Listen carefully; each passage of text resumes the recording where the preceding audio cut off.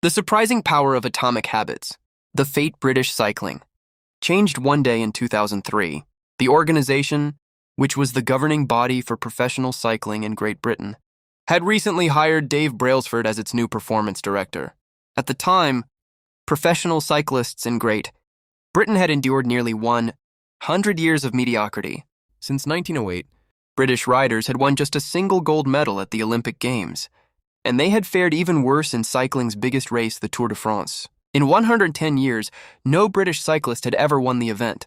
In fact, the performance of British riders had been so underwhelming that one of the top bike manufacturers in Europe refused to sell bikes to the team because they were afraid that it would hurt sales if other professionals saw the Brits using their gear. Brailsford had been hired to put British cycling on a new trajectory. What made him different from previous coaches was his relentless commitment to a strategy that he referred to as the aggregation of marginal gains, which was the philosophy of searching for a tiny margin of improvement in everything you do.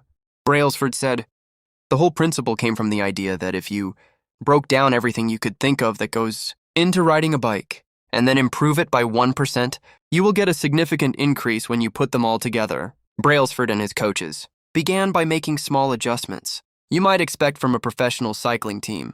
They redesigned the bike seats to make them more comfortable and rubbed alcohol on the tires for a better grip.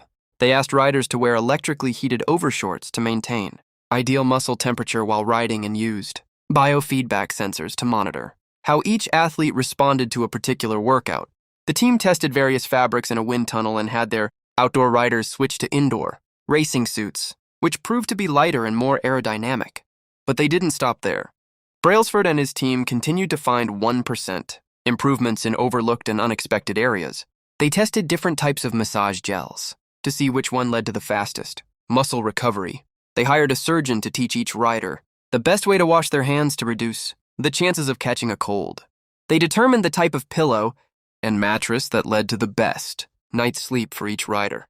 They even painted the inside of the team truck white, which helped them spot little bits of dust that would normally slip by unnoticed but could degrade the performance of the finely tuned bikes. As these and hundreds of other small improvements accumulated, the results came faster than anyone could have imagined. Just 5 years after Brailsford took over, the British cycling team dominated the road and track cycling events at the 2008 Olympic Games in Beijing, where they won an astounding 60% of the gold medals available. 4 years later, when the Olympic Games came to London,